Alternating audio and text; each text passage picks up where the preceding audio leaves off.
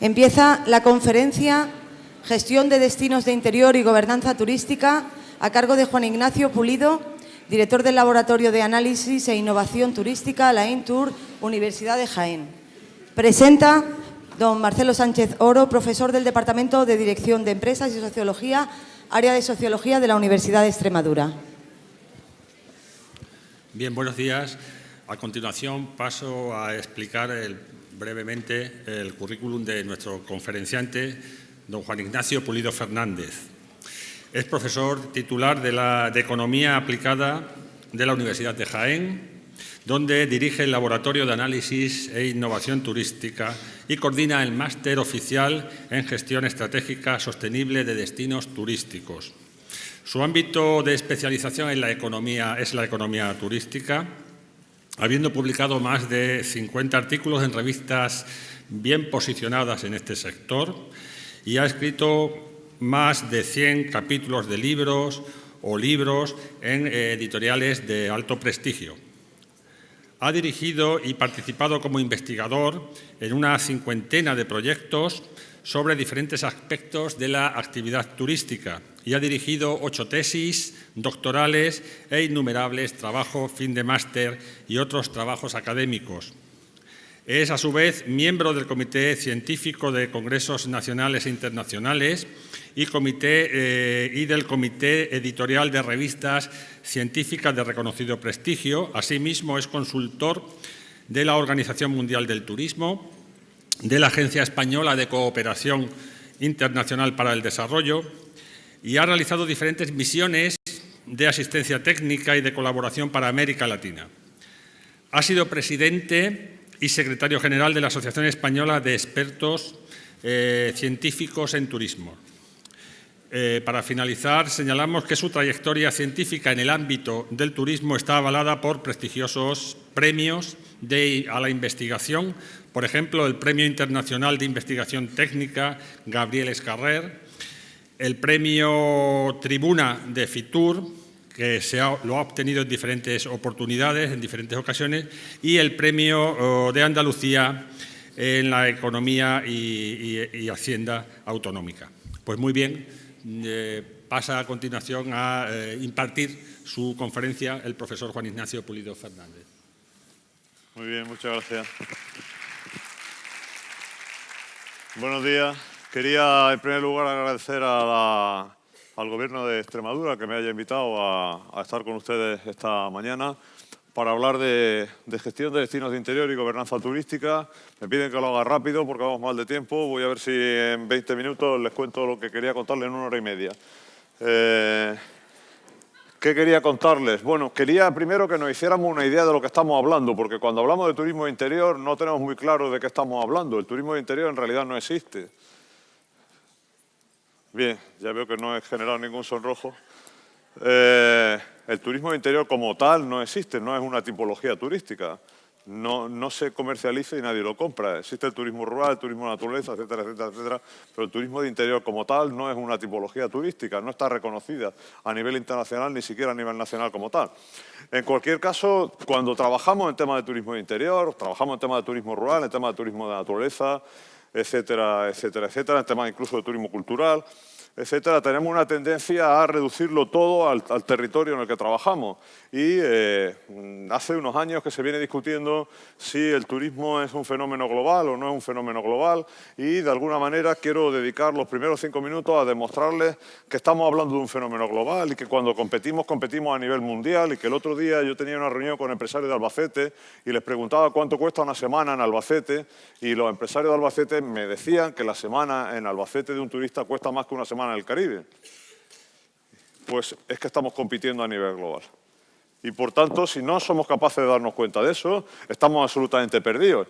Bueno, pues los datos que tienen ahí ustedes los conocen sobradamente. Estamos hablando de uno de los sectores más importantes del mundo, uno de los sectores económicos más importantes del mundo, junto con la industria del petróleo y la industria de la automoción. Son los 3 sectores que van basculando uno por encima del otro cada año en función de fundamentalmente cómo evoluciona el precio del barril de Brent. El turismo genera el 7% de las exportaciones a nivel mundial, genera el 10% del Producto Interior Bruto a nivel mundial, genera 1 de cada 10 empleos y el año pasado cerramos con 1.235 millones de flujos turísticos internacionales, buena parte con destino turístico sol y playa o con destino turístico grandes ciudades. Probablemente el turismo ni siquiera es importante por eso. Los economistas sabemos que el turismo es importante fundamentalmente por su efecto multiplicador. Es el efecto multiplicador del turismo, que es más alto que en cualquier otro tipo de industria, lo que hace que la actividad turística sea tan importante y lo que hace que hoy no haya plan estratégico de turismo a nivel municipal, a nivel regional, a nivel nacional, incluso a nivel supranacional, que no se plantee, no hay plan estratégico de desarrollo, digo, que no se plantee el turismo como una de las soluciones a los problemas de desarrollo de ese territorio. Pero también le avanzo otra cosa, el turismo per se no es un instrumento de desarrollo. Es falso. No lo es. O, lo digo de otra manera, no lo es en cualquier caso. Tenemos un montón de ejemplos de territorios que han apostado por el turismo y que no solo no han conseguido mejorar la calidad de vida de su población, sino que la han empeorado. Por tanto, el turismo no necesariamente tiene que ser un instrumento de desarrollo y, por tanto, quien apuesta por el turismo tiene que saber exactamente qué está haciendo, porque si no, puede estar cometiendo errores significativos. España es el segundo destino turístico del mundo, por tanto, estamos en una posición privilegiada, 75,3 millones de flujos turísticos internacionales el año pasado. Estamos en una posición privilegiada, es el único sector en el que España tiene una posición líder a nivel mundial. Lo que ven ustedes ahí es para ver cómo ha evolucionado la llegada de turismo internacional y los ingresos de turismo internacional en este periodo que va desde los años 60 hasta los años 2010 y se den cuenta, estamos hablando de porcentajes de crecimiento en cada quinquenio, cómo han ido creciendo las llegadas, cómo han ido creciendo los ingresos. La media de llegadas es del 5,4% y la media de ingresos es del 10%. No hay ninguna industria en el mundo que crezca a este ritmo y para demostrar que estamos hablando de un fenómeno global sobre lo que se ha discutido durante mucho tiempo, porque los investigadores llevan años discutiendo si el turismo es un fenómeno global o no lo es, les pongo esos datos que ustedes no ven absolutamente nada, ni yo tampoco, pero que viene a recoger el top 15 de países, de destinos turísticos del mundo en el año 1950 y el top 15 en el año 2011. Lo que nos interesa realmente es que los 15 primeros países del mundo, los 15 primeros países del mundo en el año 1950 acaparaban el 97% de los flujos turísticos internacionales. Cuando se ha discutido si el turismo era un fenómeno global o no era un fenómeno global, básicamente lo que se planteaba era que no era un fenómeno global porque los principales destinos turísticos de los principales países emisores siempre eran los mismos y, por tanto, no era un fenómeno que se hubiera globalizado. Siempre los principales emisores eran los mismos, los principales receptores eran los mismos. Con el paso del tiempo, ¿qué ha pasado? Dense cuenta, los 5 primeros destinos turísticos del mundo en el año 1950 acaparaban el 70% del total de flujos turísticos internacionales a nivel mundial. El resto, que no eran 15, solo acaparaba el 3% de flujos turísticos internacionales a nivel mundial. Hoy, los 5 primeros destinos turísticos ya solo acaparan el 30% de flujos turísticos a nivel mundial. Y los que no son los 15 acaparan ya más del 45% de flujos turísticos a nivel mundial. ¿Esto qué quiere decir? Esto quiere decir que se ha producido un efecto de deslocalización de la actividad turística a nivel internacional y que hoy competimos a nivel global. Y por dar un último dato, pues lo que dice la OMT que va a pasar en el año 2030 y es que Europa va a perder una parte significativa de la tarta turística que tenía. Vamos a pasar del 65% al 40% de flujos turísticos internacionales del año 80 al año 2030. Bien, por tanto, estamos hablando de una actividad, la turística, que es joven, mucho más la de turismo de interior. Estamos hablando de una actividad Es verdad que los romanos hacían turismo, pero tal como conocemos el turismo de ahora, estamos hablando de los años 50, estamos hablando de una actividad, por tanto, muy joven, estamos hablando de una actividad todavía muy fragmentada, de una actividad todavía que comete muchos errores y en la que la demanda crece a un ritmo muy superior a lo que crece la demanda promedio. Dicen los expertos que ni en un futuro previsible ni en la actualidad nos enfrentamos a un problema de mercado, no tenemos un problema de mercado, porque la demanda está creciendo y, por tanto, no nos enfrentamos a un problema de mercado. Básicamente, lo que nos enfrentamos es a un problema de producto. Quizá pueda parecer duro decirlo aquí ante empresarios, etcétera, etcétera, etcétera, pero la realidad es que quien hoy no está en el mercado es porque no tiene un producto que sepa comercializar, porque no tenemos problema de demanda. Por tanto, pues hay que empezar a calentarse la cabeza en qué es lo que se vende hoy en el mercado y lo que dicen los expertos es, ojo, tengan cuidado, que probablemente no han entendido cuál es el negocio turístico.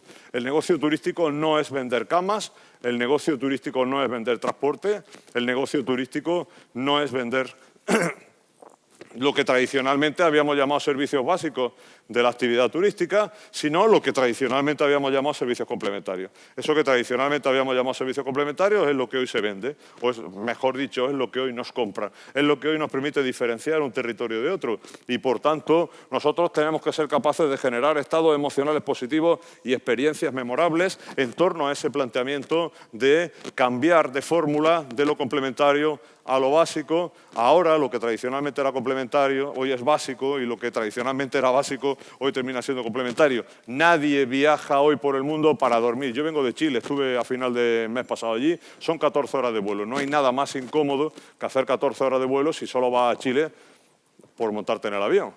Por tanto, si no hay nada que te atraiga en Chile, 14 horas de vuelo, pues la verdad es que es bastante sufrido, ¿no?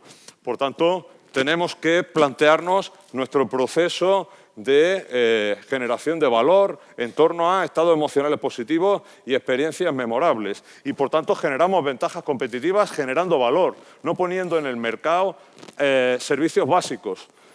Eso exige un proceso importante de acuerdo entre los distintos actores de un territorio. Acuerdo que generalmente en los ámbitos de turismo rural, naturaleza, etcétera, etcétera, suele ser bastante complicado. Bastante complicado. Yo llevo años planificando turismo rural y naturaleza en España y fuera de España y no es la primera vez que me ha llegado un hotelero y me ha dicho, oye, sí, esto está muy bien, pero cuando vengan los turistas, ¿a qué hotel van a ir? ¿Al mío o al de este? Porque si van a ir al de este, yo no juego. Bueno, pues eso así. Y así no se puede trabajar. Por tanto, pues tenemos que cambiar la forma de trabajar. Y nos estamos enfrentando además a una realidad dual de los destinos turísticos. Llevamos unos años viendo cómo España crece de una forma absolutamente acelerada, por no decir exacerbada, pero no ocurre solo en España y además no ocurre en toda España. Como preveía que Juancho ya iba a contar ayer cuáles son los retos a los que se enfrentaba el turismo de interior en España, pues yo he hecho otra cosa. Y es ver qué es lo que está pasando ahora mismo en los destinos turísticos a nivel nacional e internacional en esa doble perspectiva, ¿no? Hay una primera perspectiva de crecimiento brutal. Ejemplo tradicional, Venecia. Venecia es un destino turístico ya absolutamente saturado. Pues alguien puede decir, bueno, este tío ha venido aquí a contarnos el ejemplo de siempre y no tiene otro. Bueno, pues el ejemplo de Venecia, desde una primera noticia, Venecia muere de éxito, hasta una segunda, cómo el gobierno veneciano, cómo las autoridades italianas, el gobierno italiano, consiguió el año pasado paralizar la inclusión de Venecia en la lista de patrimonio en peligro de la UNESCO y cómo los venecianos salen a la calle a rebelarse contra el turismo. Eso que digo, pasa en Venecia, también lo conocemos en España, se llama Barcelona, letrero en la calle, tu turismo arruina mi barrio, turistas, sois unos terroristas, o la dimisión de uno de los principales líderes del desarrollo turístico de la costa catalana, empresario, Joan Gou, que llega a ser concejal de turismo de Lloret de Mar y que dimite hace un par de años con esa frase lacónica, no podemos vivir de emborrachar a niños de 14 años. Eso que pasa en Barcelona está pasando en Ámsterdam. Ámsterdam acaba de sacar un plan de marketing. La cuestión es, oiga, no nos visiten tanto, por favor. Nos sobra gente, ¿vale? Bueno, pues eso está pasando en un montón de sitios. Está pasando en las Islas Fifi, en Tailandia, está pasando en Cozumel, en México, está pasando en Galápagos, está pasando en Bali, en Indonesia, o está pasando, por ejemplo, en el Everest. Y he dejado esa última foto porque es muy impactante. Es como la gente sube al Everest, que ya es difícil acceder al Everest, y cómo deja la porquería en el Everest. Todo eso que se ve ahí es alguien quitando toda la porquería que dejan los turistas en el Everest. Si alguien tiene interés, pues hay 2 libros que están ahora mismo en el mercado sobre este tipo de cosas. The Final Call, que es un libro de Leo Hickman, que es del año 2007, y Overbooked, que es un libro de Elizabeth Becker, que es del año 2013. Claro, ¿esto a qué me lleva? Me lleva a un planteamiento que venimos haciendo desde hace un tiempo y que me gustaría compartir con ustedes, y es si la estrategia de crecimiento por volumen sigue siendo buena. Es decir, hasta ahora hemos tenido aquí algún político sentado en la mesa hace un rato. Cuando un político, un gestor de un destino turístico, sea político o sea técnico, tiene que hablar de su éxito turístico, exclusivamente se refiere a 2 cosas. Ha crecido el número de visitantes, ha crecido el volumen de ingresos. ¿Es esa la mejor opción? Bueno, pues les decía, el turismo no es bueno per se. El turismo es bueno en tanto que instrumento de desarrollo. Y no garantizamos que el turismo sea un instrumento de desarrollo simplemente consiguiendo con que vengan más millones de turistas a este país o con que vengan más millones de turistas a cualquier destino.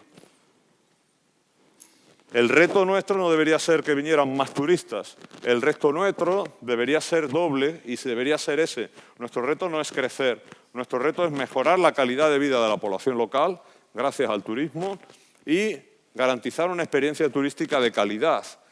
Ese debería ser nuestro reto. Por tanto, o dicho de otra manera, tenemos que superar de alguna manera, y en ese debate estamos ahora mismo con la autoridad incluso a nivel internacional, de la OMT, de la Unión Europea, etcétera, etcétera, etcétera.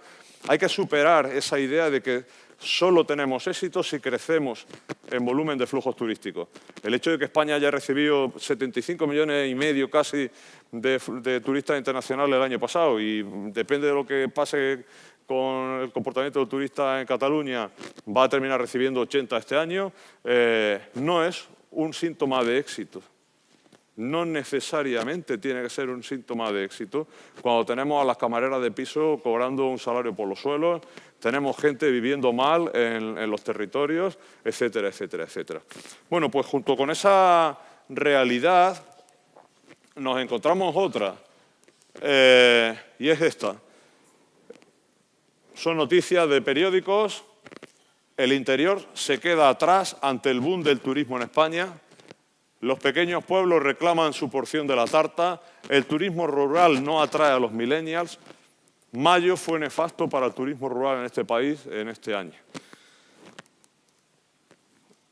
Esos son los datos de las regiones europeas menos visitadas en el año 2015. Creo que se pueden identificar por ahí. Castilla-La Mancha, Extremadura, Castilla y León y Aragón. 4 comunidades autónomas españolas entre las menos visitadas de la Unión Europea. En todos los casos estamos hablando de turismo de interior, no estamos hablando de turismo de litoral. Si miráramos solo el caso de España, la diferencia es abrumadora. Entre los destinos del litoral, menos Madrid, que tiene su propia idiosincrasia por la capital, y los destinos de interior. La diferencia es abrumadora. ¿Eso qué quiere decir? Pues eso quiere decir que el turismo está creciendo, pero quiere decir que hay destinos turísticos o que hay territorios, no los llamemos destinos turísticos, porque si no están en el mercado probablemente no son ni destinos turísticos, es decir, el mercado no los reconoce como tales. Quiere decir que hay territorios que no se están enterando de ese crecimiento turístico. Y entre los muchos retos a los que nos enfrentamos, les planteaba la necesidad de poner en marcha un proceso de desarrollo de creación de producto y de salida al mercado de una forma distinta como lo estamos haciendo hasta ahora. Y esa forma distinta, bueno, ese es el último dato que quería darles para que vieran también lo que está pasando en términos de precios. Lo que ven ahí son, en rojo, son el índice de precio de turismo rural y en azul es el índice de precio de hoteleros. La diferencia es abismal.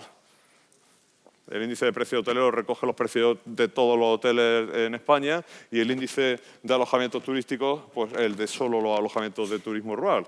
La diferencia de precios es considerable. Bien, les decía, por tanto, tenemos que ir a un proceso de gobernanza que nos permita aunar esfuerzos a todos en la gestión de un destino turístico. La gestión de un destino turístico es compleja, hasta hace relativamente poco tiempo ni siquiera la habíamos considerado, es decir, hasta hace relativamente poco tiempo cada uno de los actores del territorio se planteaba la gestión de su parcela, pero nunca había considerado que fuera necesario gestionar el destino como tal. Ahora nos hemos dado cuenta que el destino tiene vida, que el destino hay que gestionarlo y que lo que en realidad se posiciona en la mente de los potenciales clientes es el destino, no es mi casa rural. Y que, por tanto, nosotros lo que tenemos que gestionar son destinos turísticos y que en esos destinos turísticos, por supuesto, hay casas rurales, hay hoteles, hay restaurantes, hay agencias de viaje, hay empresas que alquilan 4x4, otras que alquilan caballos, etcétera, etcétera, etcétera. Pero que es el destino lo que tenemos que posicionar en el territorio. Y ahí tenemos un problema y es que no asumimos el concepto de gobernanza. Somos incapaces de ponernos a trabajar con este concepto porque no hemos todavía asumido de qué se trata. Cuando hablamos de gobernanza, estamos hablando, como ven, de un proceso en virtud del cual los actores políticos y sociales llevan a cabo prácticas de intercambio, de coordinación, de control y de adopción de decisiones en sistemas democráticos. ¿Qué quiere decir eso? Bueno, eso quiere decir, para empezar, y creo que es un tema importante, que la gestión de los asuntos públicos deja de ser una competencia exclusiva de las instituciones y de los actores públicos. Y es un tema complicado. Si a las personas que estaban sentadas aquí hace un rato les decimos que van a dejar de tener el poder absoluto en la toma de decisiones de su destino turístico, se mueren. Se mueren. Hace una semana, creo recordar que fue, o hace un par de semanas, se presentó en Murcia la estrategia de turismo rural que va vinculada a los grupos de desarrollo rural a partir de ahora. Todos los políticos que estaban aquí sentados, todos los actores del territorio eran espectadores. Así no se trabaja. Eso no es gobernanza. Eso no es gobernanza. No, la gobernanza no es yo entono la primera persona del singular, yo, mí, me y conmigo, y los demás me acompañáis y me hacéis palmas. Gobernanza implica que los asuntos públicos dejan de ser competencia exclusiva de las instituciones y de los actores públicos y pasan a ser competencia de la comunidad, pasan a ser competencia de todos. Todos tenemos corresponsabilidad en la toma de decisiones.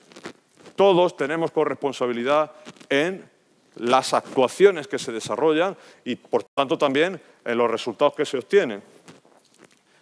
La gobernanza admite la posibilidad que tienen los numerosos actores sociales de intervenir en esa gestión. La gobernanza reconoce que todos los actores de un territorio tienen capacidad y derecho para participar en el desarrollo de ese territorio, para tomar decisiones en el desarrollo de ese territorio. Y, por tanto, poner en marcha un proceso de gobernanza no es poner en marcha un proceso de colaboración público-privada. Tú en el ámbito público haces lo que quieras, yo en el ámbito privado hago lo que quiero, después nos ponemos de acuerdo. No. Poner en marcha un proceso de gobernanza quiere decir que todos nos unimos y todos tomamos decisiones conjuntamente y todos somos corresponsables conjuntamente de ese proceso de toma de decisiones. Y, por tanto, como ven, induce a la cooperación y a la participación de todos los actores en la toma de decisiones públicas y en la adopción de responsabilidades en el territorio. Cuando estamos hablando de gobernanza, no estamos hablando de gobierno, ni estamos hablando de gobernabilidad, que la gente también lo confunde. Una cosa es el gobierno, que tiene su capacidad de decisión, que es el organismo que gobierna. Otra cosa es la gobernabilidad, que es la capacidad para gobernar. Y otra cosa es la gobernanza. La gobernanza es un fenómeno social que implica la cooperación de todos los actores en el desarrollo de un territorio. Y en ese sentido, bueno, pues la ONU plantea una serie de principios de buena gobernanza en los que no me voy a detener, pero sí me quería detener en este tipo de cuestiones. Cuando hablamos de buena gobernanza, estamos hablando de aplicar a la gestión de destino un modelo nuevo, un modelo diferente al que tenemos ahora mismo, en el que no se aplican los principios de jerarquía y no se aplican los principios de mercado. Y, por tanto, cuando estamos hablando de gobernanza, el alcalde deja de ser alcalde. El presidente de la asociación de empresarios deja de ser presidente de la asociación de empresarios. Y todos somos iguales. Y todos nos ponemos a trabajar en el mismo rango. Y todos tomamos decisiones de si vamos a Fitur o no vamos a Fitur, de si montamos tal producto o no lo montamos, de si lo comercializamos de tal forma o lo comercializamos de otra. La gobernanza, en definitiva, lo que nos permite es esto. Lo que nos permite es no ir los dos burros cada uno a por su paja y terminar no comiéndose ninguna, sino juntarse, comernos la paja de uno y después comernos la paja del otro. ¿Vale? Pues de eso se trata los procesos de gobernanza. Decía, la gobernanza no es potenciar la colaboración público-privada, eso es otra cosa. Colaboración público-privada es que cada uno en su ámbito de toma de decisiones toma sus decisiones y luego colaboran en aspectos determinados. La gobernanza es que tomamos decisiones juntos, que nos sentamos todos en la misma mesa, que todos planteamos los objetivos con la misma capacidad de decisión y de hablar. Y repito, yo lo entiendo porque ya me ha pasado muchas veces cuando me siento con un alcalde y le digo vamos a hablar de gobernanza y le explico lo que es la gobernanza, el alcalde me echa a la calle. Porque el alcalde me dice, a mí me han elegido para 4 años, durante 4 años yo decido y después si no quieren que me echen. Pues eso no es gobernanza. ¿Vale?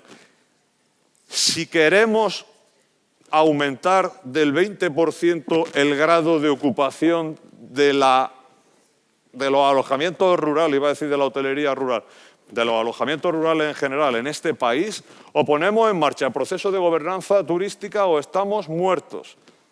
Ahora mismo los alojamientos per se, exclusivamente los alojamientos, son incapaces de salir al mercado con capacidad suficiente como para afrontar un reto de este tipo.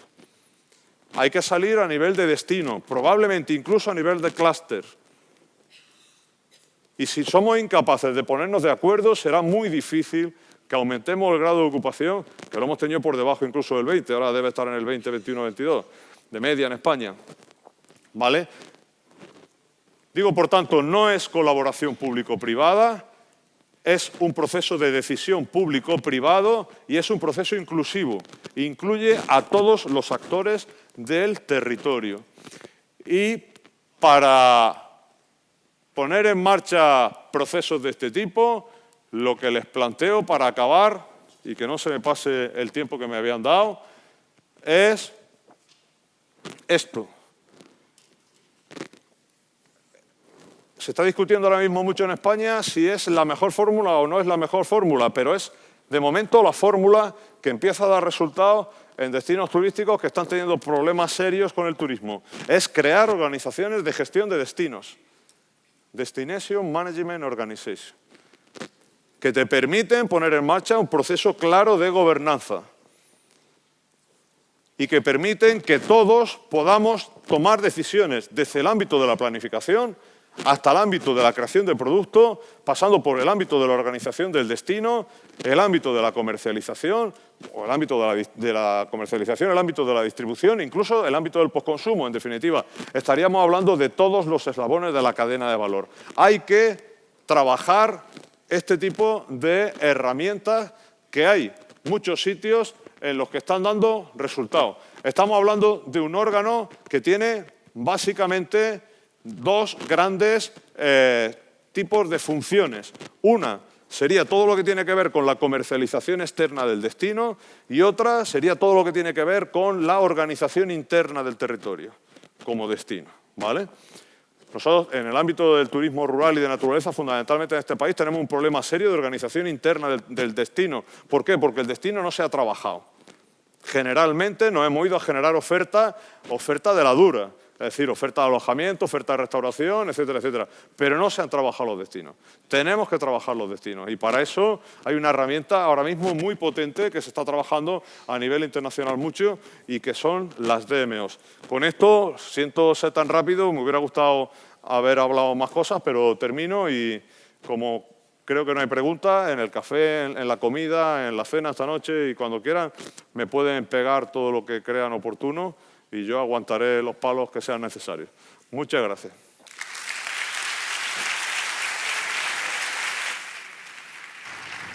Gracias, profesor. A continuación, la mesa redonda de promoción turística digital.